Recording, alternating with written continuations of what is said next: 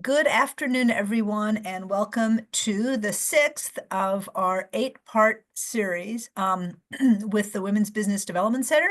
My name is Karen Goldner. I'm Managing Director of Established Businesses in the Chicago headquarters office. And our partnership is with the IRS today, and well, for all of 8 of the sessions. And we're so pleased to have Mike Mandrasik here, who is going to be walking through some super important information. This is the 6th lesson out of a series of 8. We will be putting all 8 of them on our website recorded so that they're available for you to listen to later or look at later. We'll also remind everybody that next Tuesday and next Wednesday are the next 2 sessions. I will put those links in the chat if you want to register for them. And in the meantime, I will turn it over to Mike. Thank you. And thank you everyone for being here today. We certainly appreciate the opportunity to present this important information to you. So today we are talking about managing payroll. So we're talking about a situation where you as the employer have employees and you've got a payroll that you're maintaining and managing. And we're going to talk about managing that payroll to withhold the correct amount of taxes. And when we say taxes, we're talking here about employment taxes. Another way to describe employment taxes is payroll taxes. And what we're really getting down to specifically is the withholding from your employees' pay of federal income tax. And remember, I'm with the IRS, so everything that we're talking about here today is federal taxation. We're talking about the withholding from your employees' pay of federal income tax, Social Security tax, Medicare tax. These are the payroll taxes that we're talking about. So let's get into it. This is an overview of today's presentation, and we are going to talk about identifying wages that are subject to employment taxes. Remember, you see on the first bullet point, employment tax term, and then right down below it, payroll taxes. They're the same thing. We're talking about payroll taxes and employment taxes as the same thing. We'll also talk about federal unemployment taxes. Now, the federal income tax, the Medicare tax, and the Social Security taxes that we identified as employment taxes or payroll taxes, those are taxes that you're withholding from your employees' pay. You also, as the employer, have an employer's portion of the Social Security and the Medicare taxes. So that's your liability as an employer. But you also have, and that third bullet point, as an employer, you have a liability for most likely federal unemployment taxes.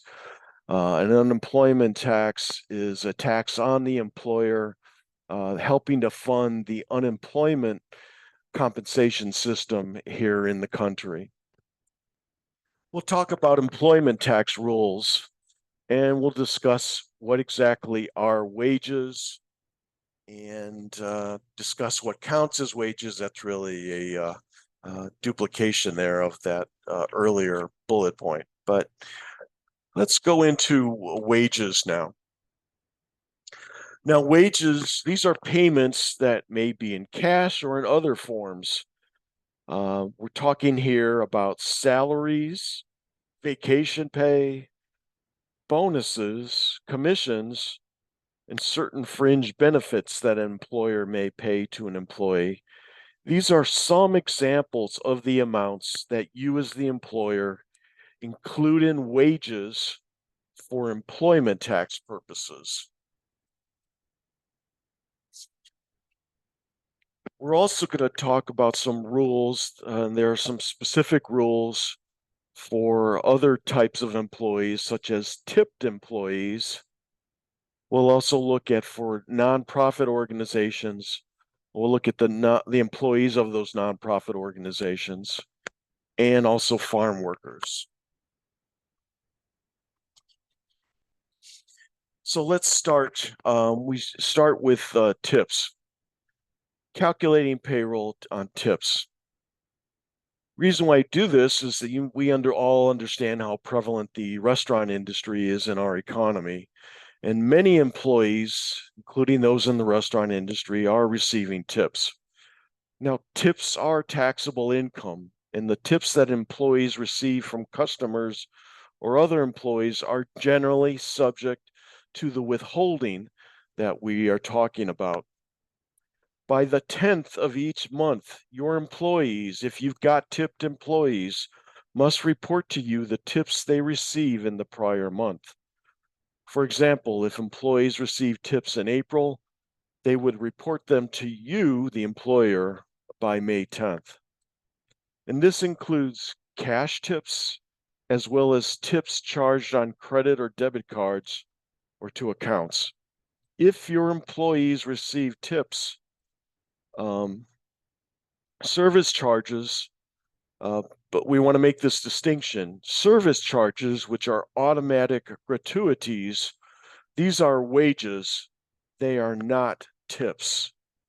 So there's some additional information that you can get, and that's in IRS Publication 531, Reporting Tip Income.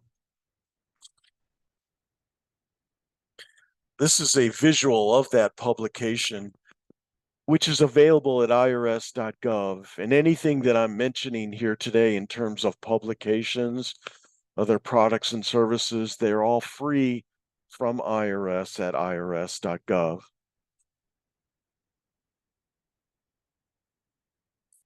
I want to talk about one specific section of tipped employees, and that's something called allocated tips. If you are an employer and you are a large food and beverage establishment, and we'll define that in just a minute, you will need to fill out this form 48027 and submit it to the Internal Revenue Service. And it identifies tips, and it also identifies the receipts for these large food and beverage establishments.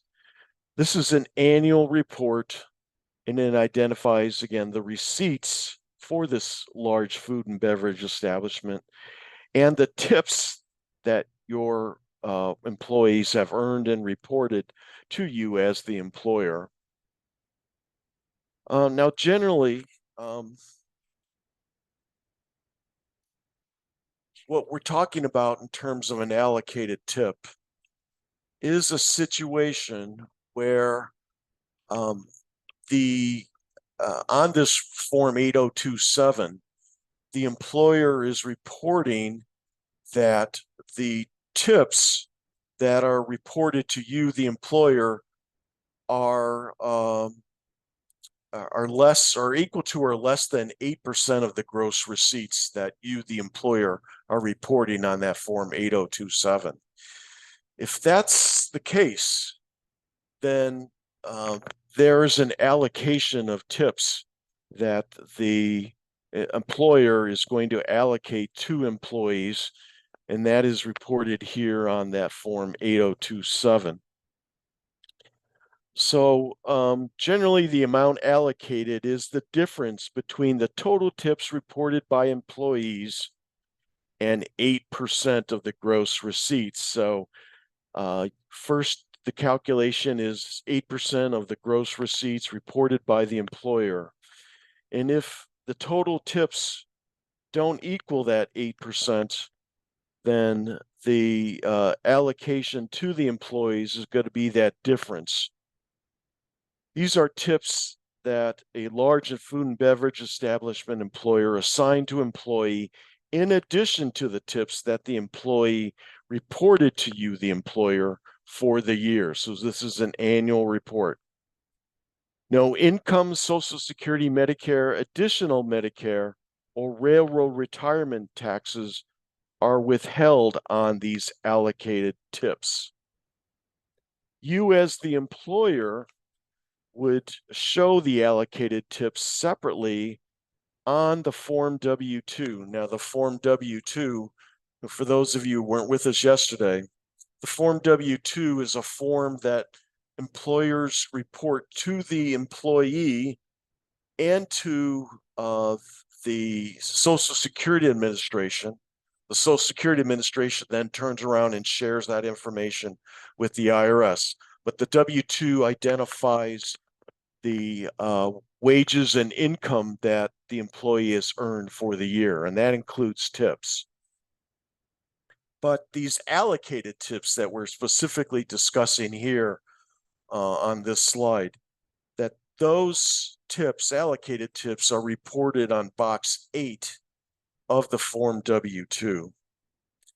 So you would not include the allocated tips that we're talking about here in box 1 of the Form W-2. In box 1 of the Form W-2 is where wages and non-allocated tips are reported.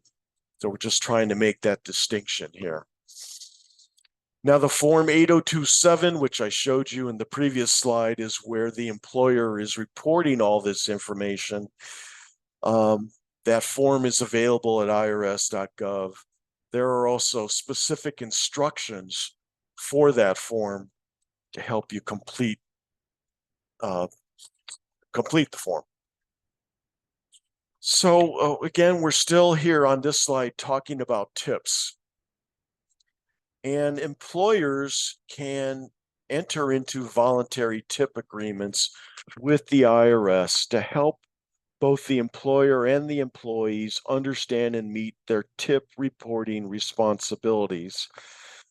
These tip agreements are identified there on the slide: the tip rate determination agreement, the tip reporting alternative commitment. And for those organizations in the gaming industry, there's an agreement specifically for that industry. These voluntary tip agreements help you as the employer understand how to determine what tips are, how to report them to the IRS, how to help your employees report those tips, not only to you, the employer, but also to report them on their own individual tax returns to the IRS. So there's information on irs.gov to help you understand the agreements and the benefits for you as the employer to enter into the agreement with the IRS.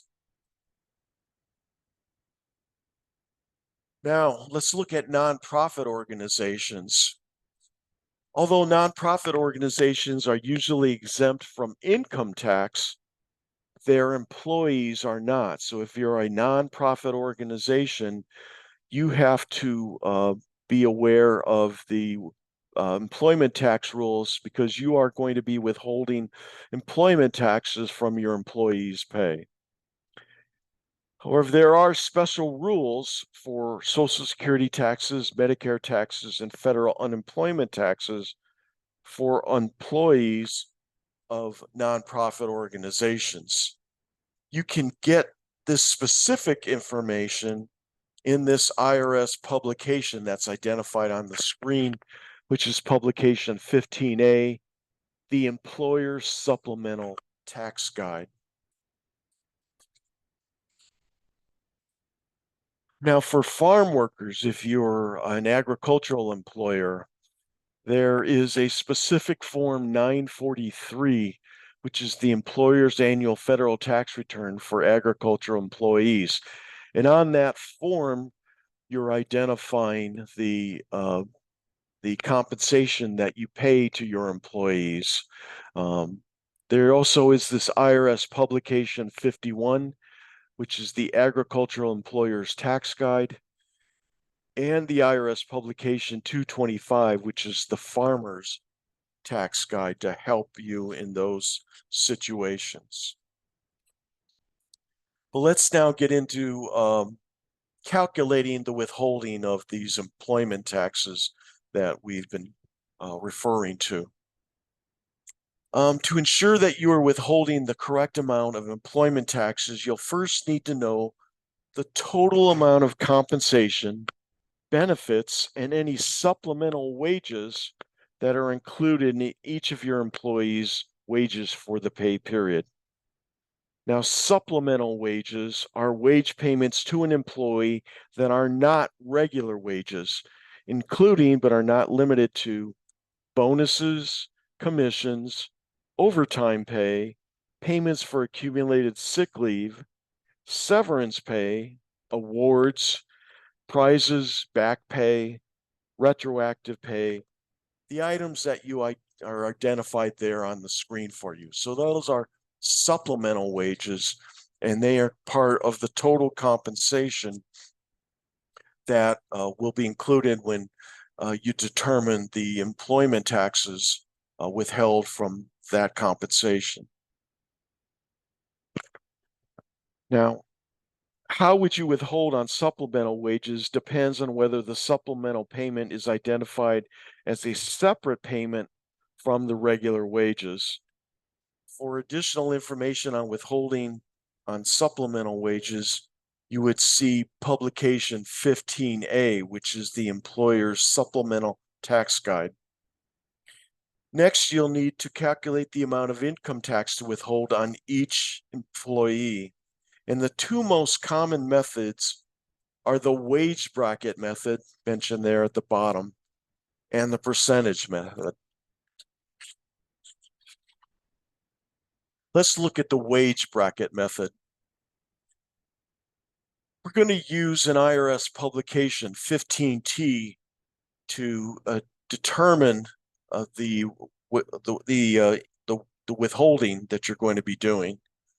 So you'll go to IRS publication 15T, and under the wage bracket method, you'll simply locate in this publication 15T the proper table for your payroll period and the employee's marital status as shown on the employee's Form W-4. The Form W-4 is the employee, where the employee is identifying for you the employer the amount of federal income tax withholding that they want withheld from their pay.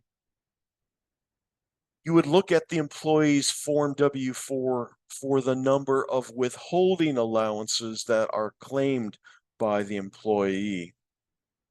Using the number of allowances claimed on the Form W-4 and the amount of taxable wages paid, you would follow the column and row to find the correct amount of tax to withhold. For withholding computations for employees claiming more than 10 withholding allowances, you would need to refer to the special wage bracket instructions in that publication 15T. Now, withholding allowance is, for example, in my situation, if I had a child and a spouse, and I'm filling out the Form W-4, and my child is, say, 10 years old, so that child is a dependent of mine, that I would identify to the IRS and to the employer on this Form W-4 that I have 3 withholding allowances. And withholding allowances is the IRS saying, okay, for each of those 3 individuals, we determine, and this is on an annual basis, I'm just going to use, say, $2,000. That $2,000 is allocated to each of those 3 individuals. So the first $6,000, which is the 3 individuals, myself, my wife, and my dependent daughter, each getting a $2,000 withholding allowance, that the first $6,000 of the pay is not going to have federal income tax withheld from it. That's what a withholding allowance is. So that's what we're referring to here on this slide. So that's the wage bracket method. You're just using the publication 15T to get the federal income tax withholding amount. Here, under the percentage method, that can also be used. Now, if the employee's wages are greater than the amount in the last wage bracket of the wage tables that are in that publication 15T, or if you do not want to use the wage bracket tables in that publication 15T, you can use the percentage method. This method works for any number of withholding allowances the employees claim on any amount of wages. In the percentage method, you also are going to be using the publication 15T, but there's a section devoted to this percentage method. Using the percentage method table that you'll find in publication 15T, you would multiply one withholding allowance for your payroll period by the number of allowances the employee claims on the Form W-4. Then you would subtract that amount from the employee's wages. In that scenario that I described for you, that's the $6,000 that specific to my scenario. Next, you would find the amount to withhold from the tables for the percentage method of withholding. So understanding wages for employment tax purposes is not easy. And as we understand, there are a lot of organizations, both big and small, that use payroll service companies to help you calculate and withhold payroll taxes. But we do have the publication 15T that's available to you. There's also the IRS publication 15, which is called the Employer's Tax Guide, to answer questions for those of you who may be doing this on your own. Other withholding method with withholding taxes. So what we've been talking about is the withholding of federal income tax over the last couple of slides. But you are also responsible as employer for withholding the employee's share of Social Security and Medicare taxes, as well as additional Medicare tax as required by law. For those of you who weren't with us yesterday, additional Medicare tax is a Medicare tax that is applicable only to highly compensated employees. So it's an additional Medicare tax on those who are highly compensated, over $200,000 of income. But here, to calculate the Social Security and Medicare taxes, you would identify, as on the slide it shows, the total wages by the Social Security and Medicare tax percentage that is applicable for the particular year. That calculation would get you the Social Security and Medicare tax that would need to be withheld, in addition to the federal income tax that you are also withholding. This is, again, on the calculation on the employee's wages that you need to take into account. So again, making sure we make that differentiation. You as the employer are withholding from your employees federal income tax and the employee's share of Social Security and Medicare tax. As the employer, you're also responsible for your share of the Social Security and Medicare tax, which is the same amount that the employee has withheld. So the employee withholds 50% of the total Social Security and Medicare tax. The employer kicks in the other 50% to get to the full 100%. Now you can find the current employee rate for Social Security and Medicare tax in that publication 15. And that, again, it comes out on an annual basis, and that's available at irs.gov. You can also get information at ssa.gov, or the Social Security Administration website. Let's talk about Social Security taxes. I mentioned briefly on the previous slide that you as the employer also have a matching amount for the Social Security and the Medicare taxes. That's what we're talking about here on this slide. As an employer, you pay that matching amount, that other 50%. In addition, each year, the amount of wages subject to Social Security withholding changes. So there is a limit on the amount of wages that are subject to Social Security tax. That changes on an annual basis. And that limit is also published annually in Publication 15, that IRS publication. That's Social Security taxes. Now, there is no wage limit for the Medicare tax, so all wages are subject to the Medicare tax withholding. The employer computes all payroll deductions on the gross pay of each employee, and there may be portions of an employee's pay that are not subject to some or all of these taxes. That gets into the complexity of the employment taxes again.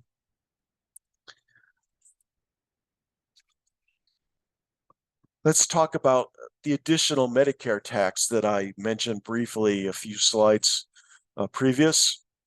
It is an employee-only tax. So in this situation, the employer does not have a corresponding contribution. It's just a withholding on the employee's wages.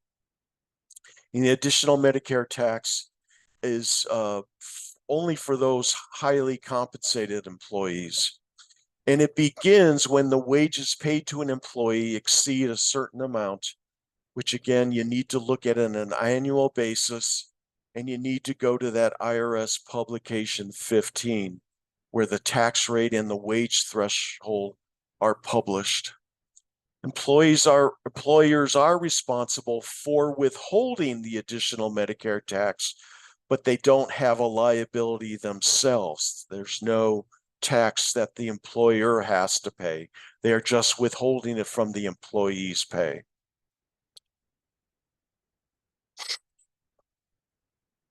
So on this slide, we're talking about taxes on employees' tips. Taxes also have to be collected on tip income. So you as the employer are responsible for that. As the employer, you've got to collect on this tip income tax, the employee Social Security tax, the employee Medicare tax, and additional Medicare tax if that is applicable on the tip income. You can collect these taxes from the wages or from the other funds that your employee makes available.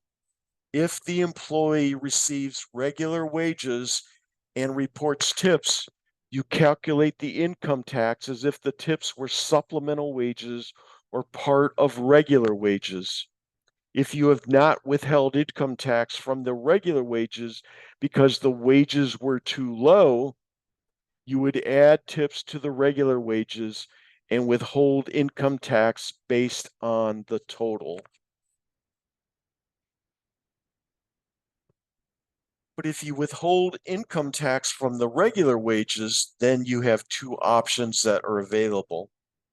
You can withhold a flat 22% for the tax year, or you can add the tips and the regular wages for the most recent payroll period and calculate the income tax withholding as if the total were a single payment.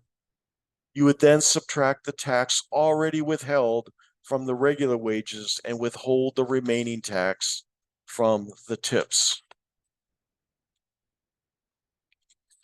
So let's look at the employer responsibilities for taxes on employee tips. As the employer, you're responsible for the employer's Social Security tax on wages and tips until the wages, including the tips, reach the limit. Again, remember, there is a limit on the amount of wages that are subject to Social Security tax. You are responsible for the employer's Medicare tax for the whole year on all wages and tips. If the employee's income is below the 22% income tax bracket, calculate their tax using the 22% flat rate may mean that you're withholding a lot more tax than is necessary. this may cause a hardship on the employee. So you try to consider this before using the flat 22% withholding method. There may be times when an employee's regular wages may not be enough for you to withhold all the tax owed on the regular pay plus the reported tips. If there is not enough money to cover all the taxes, withhold taxes in this order: all taxes on regular pay, then Social Security, Medicare, and additional Medicare taxes on reported tips, and then finally income tax on reported tips. Withhold any remaining unpaid federal income taxes from the employee's next paycheck up to the close of the calendar year. Now, however, if you can't collect all of your employees' Social Security and Medicare taxes on tips by the 10th day of the month following the month in which your employee reported the tips, you don't have to collect the taxes. Be sure to show the uncollected amount as an adjustment on your employment tax return and include the uncollected Social Security and Medicare taxes in the appropriate box on the employee's Form W-2 wage and tax statement. But don't show any uncollected Medicare tax on the Form W-2. Now, you may want to inform your tipped employees that if all the federal income taxes and additional Medicare tax on their wages and tips won't be collected by the end of the year, they may need to make estimated tax payments. If an employee doesn't pay enough tax throughout the year, either through withholding by you as the employer or by them making estimated tax payments to the IRS on their own, the employees may be subject to a penalty for underpayment of estimated taxes.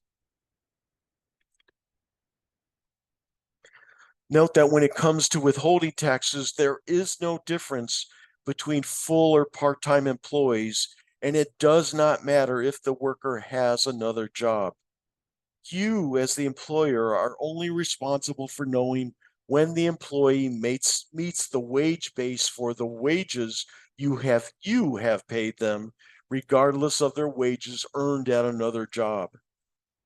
There are exceptions, however, when you take over an existing business. If you acquire an existing business, you may include the wages paid by the previous employer to your employees' wages when you calculate their annual wage limit for Social Security tax purposes. For more information on this topic, go to publication 15, which again is available at irs.gov. Let's now talk about federal unemployment tax. And federal unemployment tax is a liability of just you, the employer, not your employees. The federal unemployment tax, or FUTA, which is the acronym, FUTA directs the states and the federal government to make and or run the unemployment tax program, which provides unemployment payments to workers who have lost their jobs. The various states create the actual unemployment insurance systems, and the federal government approves the state laws and pays the administrative cost of the state programs. Because this is a joint program between the state and the federal governments, you, the employer, are first subject to the state tax. Then this tax becomes a credit against the federal unemployment tax that you need to calculate. So you will get a credit for any state unemployment tax that you pay. Conversely, you may not owe federal unemployment tax, but you still need to pay the state unemployment tax.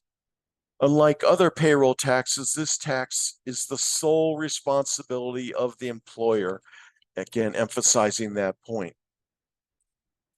The unemployment taxes are not deducted from an employee's paycheck. So if you are an employer for federal unemployment tax purposes and you must file and pay the tax if in the current year or last year you paid wages of $1,500 or more in any calendar quarter to employees or had one or more employees at any time in each of the 20 or more weeks. The 20 or more weeks do not have to be full or consecutive weeks.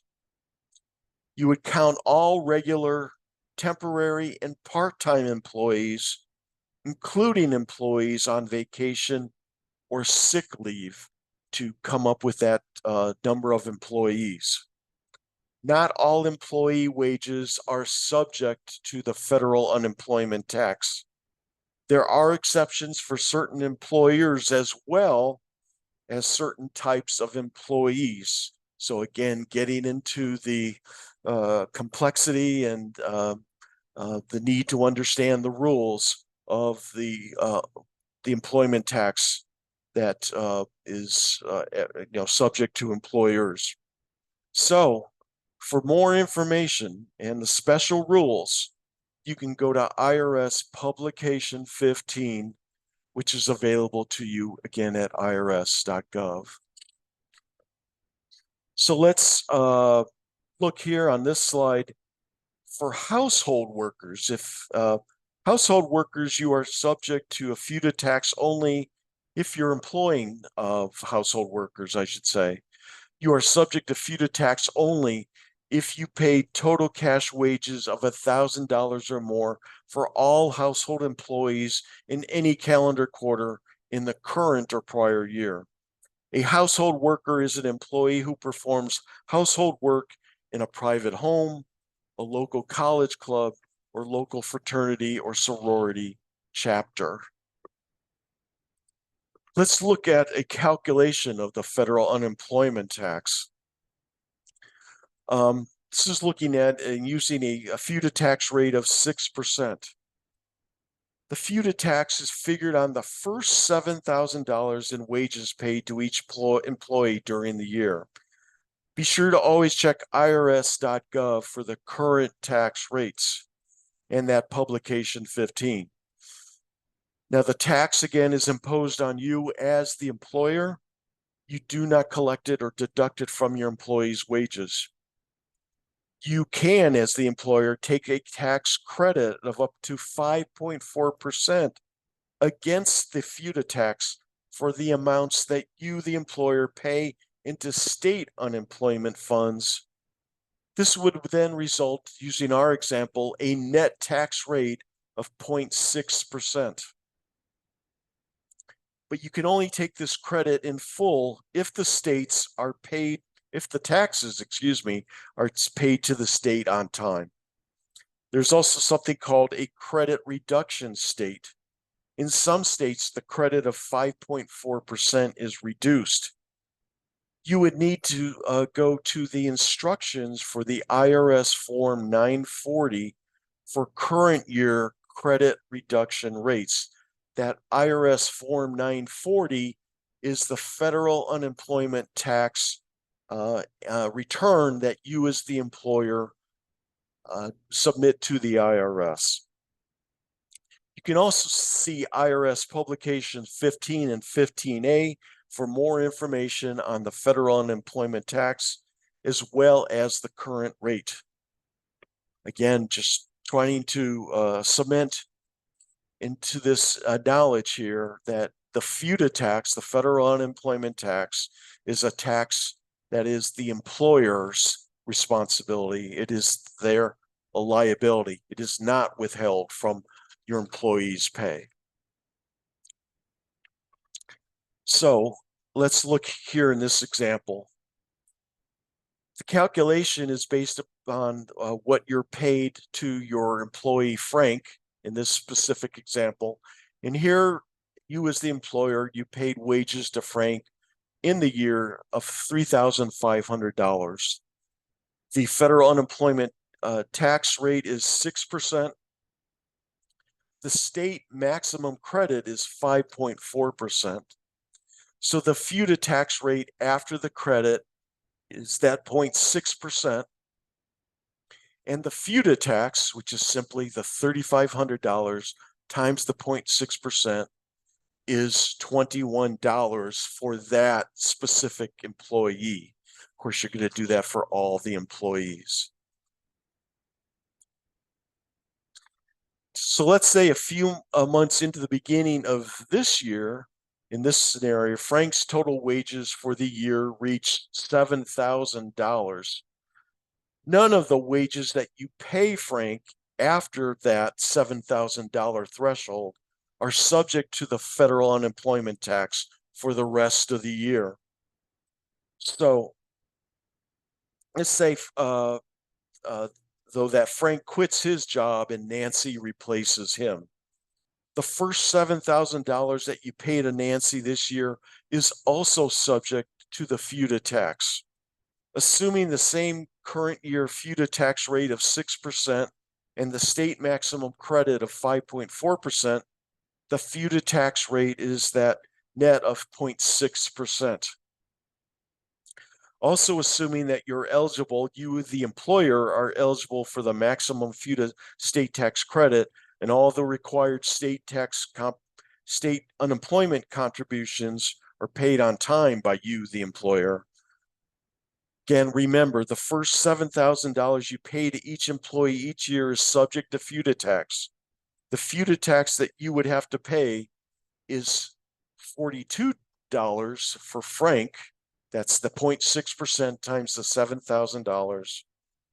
And the 0.6% times $7,000 for Nancy's wages. Even though Nancy worked for you for the entire year and had wages in excess of $7,000, it's just the first $7,000 that's subject to the unemployment tax. So the total FUTA tax for the year, assuming Nancy and Frank are your only employees, is the $84, $42 for each. Now, small business employers file that Form 940 that I mentioned on a prior slide. It's the employer's annual federal unemployment tax return to report the FUTA tax. The due date to deposit the FUTA tax for the first quarter of a year is April 30th.